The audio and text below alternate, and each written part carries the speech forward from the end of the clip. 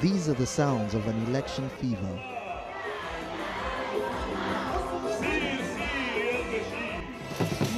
For the first time in 24 years, Sudanese nationals participated in a national democratic and multi-party election.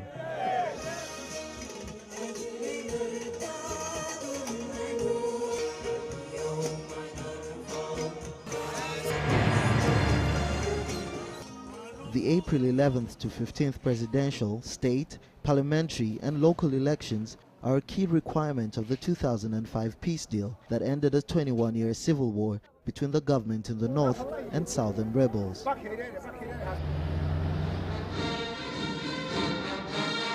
In July 2008, Sudan's parliament passed an election law allowing the country to hold its first multi-party elections in more than 2 decades. The signing of this law was the beginning of an engagement process around the country. If these elections can be seen as a credible reflection of the will of the Sudanese people, and people can see them as the first step, as a good learning experience and a good starting point, and we can make it through to the next elections and help make sure that those elections are better than these, we will have come a long way.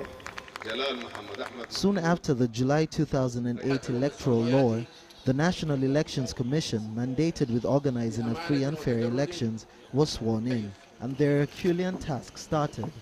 It's not an easy task, and we ask everybody, we ask God to help us in this type of work. The Commission initially announced a February election, but this was postponed to April, citing the need for more time to prepare. The tool for real democracy is elections.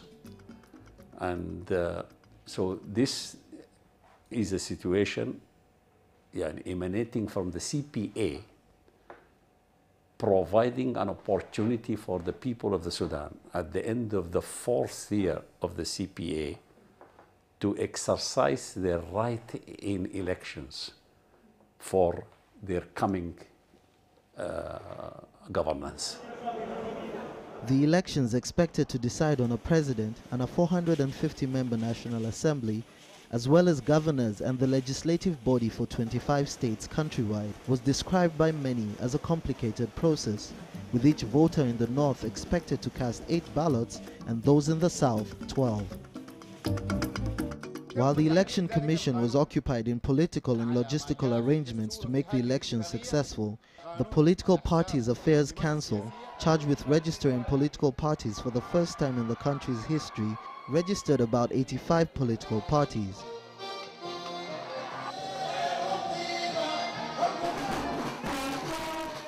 Voter registration also kicked off a few months later, an indication that the elections were imminent. At the end of the voter registration exercise, 16.5 million voters were registered, a number which surprised many countrywide.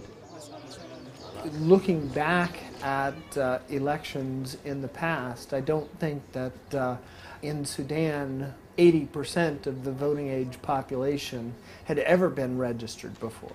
100% would be nice, but 80% in this context, under these conditions, I think was a significant achievement. As the election dates approached, and with campaigns by 12 presidential candidates and about 85 political parties in top gear, the United Nations mission, mandated with monitoring a peace agreement in Sudan, was requested by the National Election Commission to help out logistically.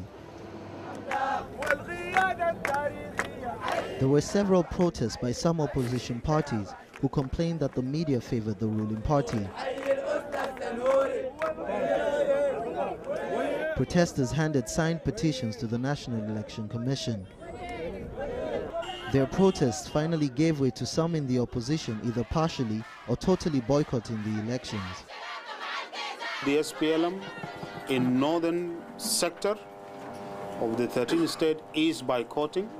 It will continue to participate in the elections in southern Sudan, Nuba Mountain and Blue Nile, and we are sure the SPLM will win in those areas. في رأيي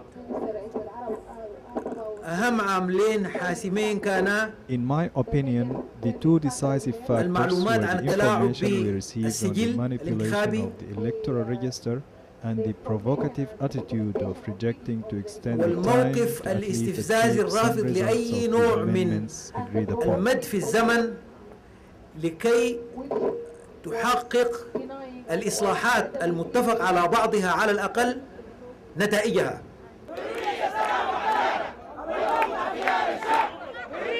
Despite the boycott by some in the opposition, the elections had to go on. Tomorrow will start the last part of the election process, that is polling. The election day witnessed voters and leaders alike turning out to vote, with an eventual 10 million voters casting their ballots countrywide. After 5 days of voting, polling centers closed. I'm very happy because I will now be able to rest. It has been 5 days of continuous tiredness, 5 days of stress, 5 days of lack of sleep, 5 days of tension. Counting of ballots started the next day, with many centers in the city and rural areas alike working late into the night.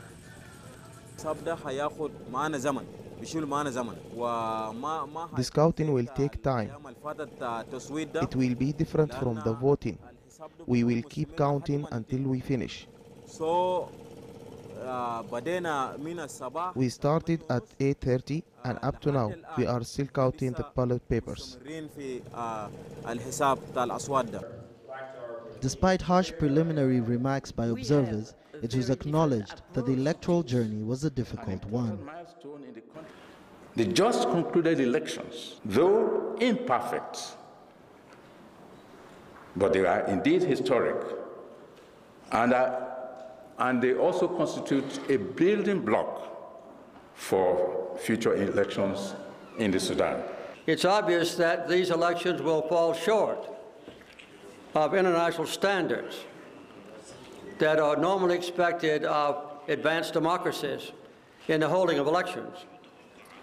And Sudan's obligations for genuine elections, in many respects, the people's expectations have not been met.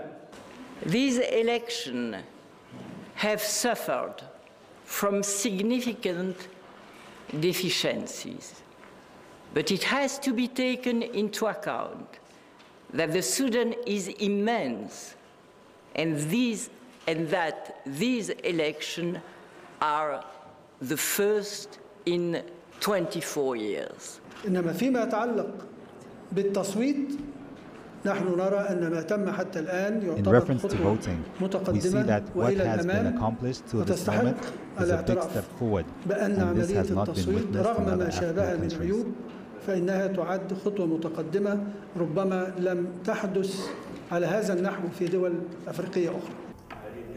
Regardless of the difficulties involved, and after days of counting, a delayed announcement revealed winners and losers.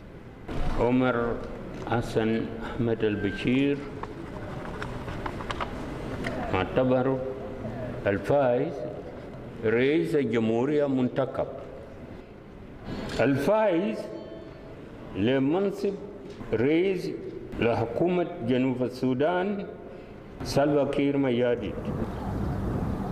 As the country continues business as usual, citizens await the next milestone of the Comprehensive Peace Agreement, a referendum on self-determination to be held in January 2011.